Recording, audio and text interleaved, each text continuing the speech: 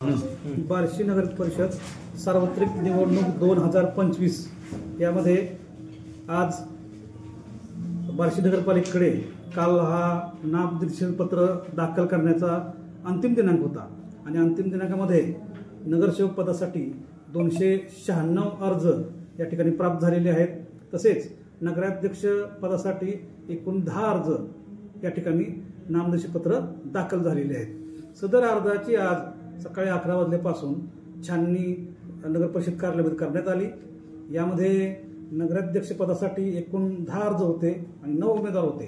पैकी आता विधिग्राह्य नामनिर्देशित केलेल्या उमेदवारांची यादीमध्ये आज रोजी 6 उमेदवार हे राहिलेले आहेत।